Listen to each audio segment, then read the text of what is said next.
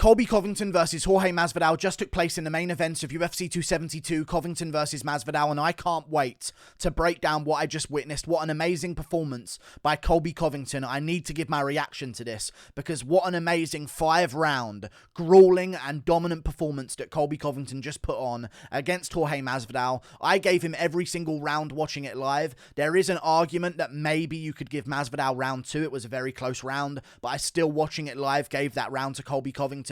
But what an amazing performance. Colby Covington just grounded out Jorge Masvidal and dominated him on the ground for the better part of 5 rounds. I would argue that Colby Covington was most likely in control of at least 23 minutes of that 25-minute fight. He was doing very well against Jorge Masvidal on the ground. I remember Usman versus Masvidal. Masvidal would pop right back up to his feet and defend the takedowns very well and spend zero time on bottom whatsoever. But against Colby Covington, it was a different story. Colby Covington showed massive improvements, not really in his wrestling, but in his jiu-jitsu, in my opinion, and some of his scrambles as well in the wrestling exchanges that they did have when they went back and forth in the scrambles. Colby Covington always made sure to find his way into top position and keep dominant control, but I think it was the jiu-jitsu of Colby Covington that was more impressive in this fight, because he was taking the back, controlling from there, fighting rear naked chokes on the back of Jorge Masvidal, more so on the chin than under the chin, but still hurts, still restricts the breathing of Jorge Masvidal.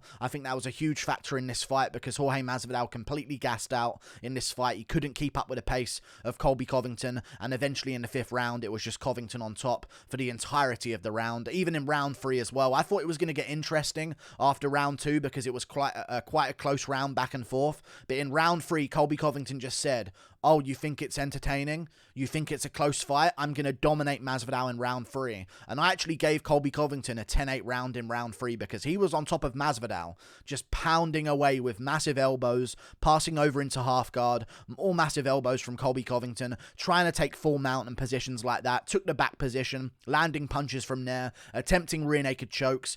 Jorge Masvidal had some moments of success. In round 4, he landed a big shot that kind of dropped Colby Covington. I mean, it didn't sit him on his ass or anything like that, or send him across the octagon, but he caught him with a good shot that sort of made Covington sort of switch off for a second and then sort of pop right back up like, oh my god, I just got clipped by a big shot from Jorge Masvidal. But outside of that moment, and a couple of elbows to the back of the head in round 2 in the Travis Brown position, if you know, you know, Covington was in complete control and he dominated Masvidal, not only in the grappling, on the feet. That fight took a lot of the time on the feet. There was a lot of time in that fight where both men were on the feet with each other, and Covington got the better of those situations. Masvidal would land a great leg kick here and there, a really good body kick that looked very good. Maybe he would land like a good right hand in the 4th round that looked like it dropped and hurt Covington, which it did. And those were some good moments from Jorge Masvidal. But people forget about the moments that Covington had. He was landing good shots in round 1, really good overhands, catching Jorge Masvidal with lead hooks and rear hooks and counter hooks and jab left hands. I mean, he was really piecing up Masvidal on the feet in a lot of moments in this fight. He was throwing head kicks here and there, body kicks of his own, leg kicks of his own, and even in the 4th round, at the start of the 4th round, I know a lot of people are going to talk about the fact that Masvidal rocked Covington at the end of the 4th, but at the start of the 4th round, Covington is beating up Masvidal against a cage and just absolutely plastering him into the canvas, pretty much. Massive shots, beating up Masvidal, 1-2, massive shots over and over again. I actually thought at one point Masvidal was going to get finished at the start of the 4th round, I believe, and Colby Covington just wouldn't let off. Eventually had to secure a good position in the 5th round and ride out the decision win. And that's exactly what he did. He won every scramble. He kept on top when he needed to. He rained down shots of ground and pound. And I have seen a lot of messages talking about how boring that fight was. That was a very fun fight to watch. And I'm not just saying that because I picked Covington to dominate Masvidal, and he dominated Masvidal. I'm just saying, people are so hypocritical, and they cannot accept that Colby Covington won that fight. I saw people on Twitter like 2-2 going into the 5th, like, what world were they in? I scored every round for Covington. Even though Masvidal caught him in that 4th round, People forget again, Covington came close to finishing Masvidal in that 4th round, got top position at one point, landed big elbows from there, was pounding out Masvidal in dominant positions, eventually got clipped by that one good shot, but that was all that Masvidal did in that round. I didn't even think that gave him the round. I know he dropped Colby, but I could still see that round, 10-9 Covington. Round 2, very close. I guess you could give it to Masvidal if we're counting back of the head shots with the elbows, but to be fair, this was a dirty fight. Immediately in round 1, I still haven't checked the replay. They never showed the replay. Apparently there was an eye poke, but it wasn't really an eye poke. Listen, there was some dirty stuff done by both fighters. Covington hit the back of Masvidal's head a couple of times as well, because I'm assuming he was taking it out on Masvidal from when Usman rained down shots on the back of his head to finish him in their first fight and to also hurt him badly in certain moments in the second fight. Usman was pounding the back of his head, and I guess he thought he'd try his own ones in this fight, so he was hitting the back of Masvidal's head. He apparently eye poked him in the first. I didn't see that, and also, I don't believe eye pokes if Masvidal's looking absolutely fine. Like, he eye poked me. Did you see that, ref? It's not like Masvidal's hunched over like, oh, my eye. Ref, please, he really eye poked me there. He was like, ref, did you see him eye poke me just then with eyes wide, like nothing wrong with them whatsoever? So I'm not too sure if it was an eye poke immediately in the first round. Maybe it was, but both guys were doing dirty shit. I mean, the elbows to the back of the head from Masvidal were massive. He was grabbing gloves a lot of the time, sticking his fingers in the gloves. There were so many people sticking fingers in the gloves on this card. It's actually ridiculous. This might have been the dirtiest card in UFC history, in all honesty. Masvidal had fingers in the gloves, back of the head shots. Covington, apparently an eye poke in the first round. I didn't see it, but also back of the head shots from Covington as well. And it was just dominant, man. If Masvidal tried to posture back up, Covington got wrist control, flattened him back out, landed more shots, got the back position, put one hook in, took the rear naked position. I mean, this was worse than I expected it to be for Masvidal. Masvidal showed great takedown defense against Usman, worked his way back up to his feet, had some moments in the scrambles himself, but against Covington, he had nothing. 0 moments in the grappling. He was on bottom, being beaten up most of the time, or at least being controlled. And I want to talk about this as well.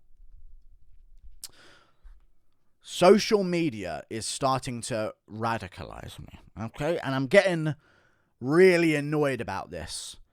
The same social media comments that will rim job Israel Adesanya for 5 rounds of him spamming leg kicks on the outside and throwing single-digit significant strikes every single round.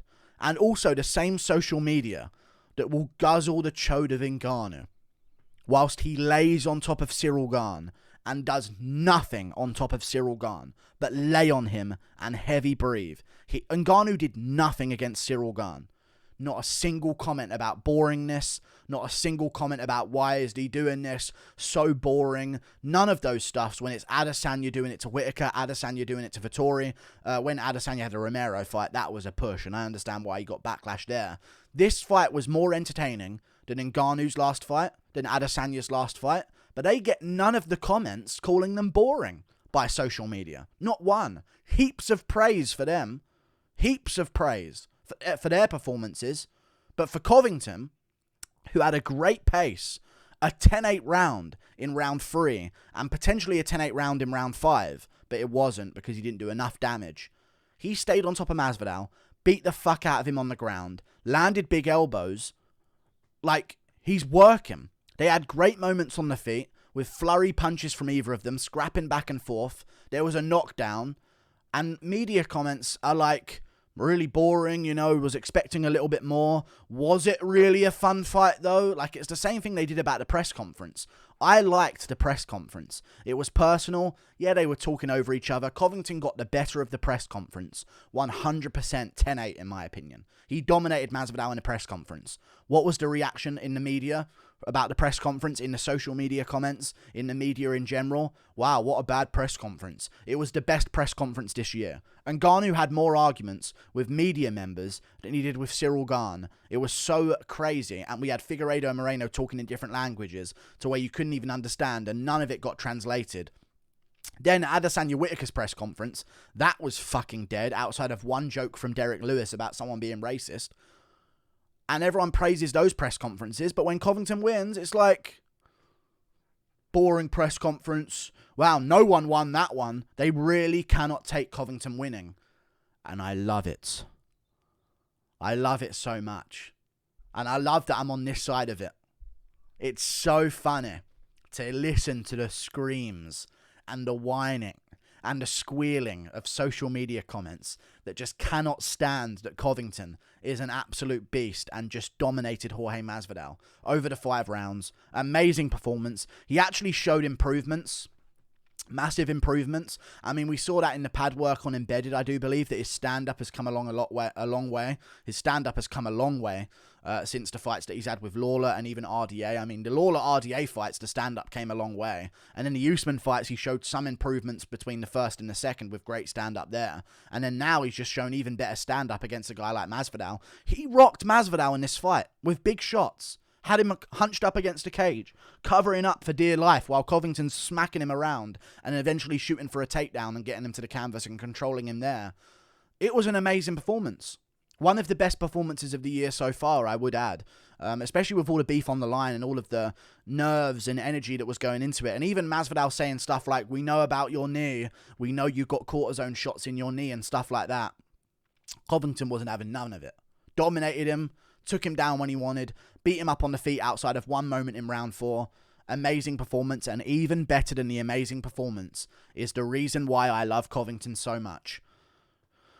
No time for fucking nice guy on the mic. No time for any of that.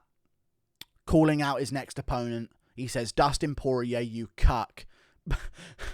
Which got blurred out by ESPN, which is fucking ridiculous, and I hate that it happens. It really pisses me off. Like, it's not a bad word, it's cuck. We just watch these guys beat the shit out of each other. We can't hear the word cuck. Honestly, it's fucking pathetic. But either way, that's now a bad word that you can't hear anymore, I guess. I have no fucking idea why. I guess it's because insulting people in that fashion doesn't accelerate the destruction of civilization in the West, so it must not be allowed.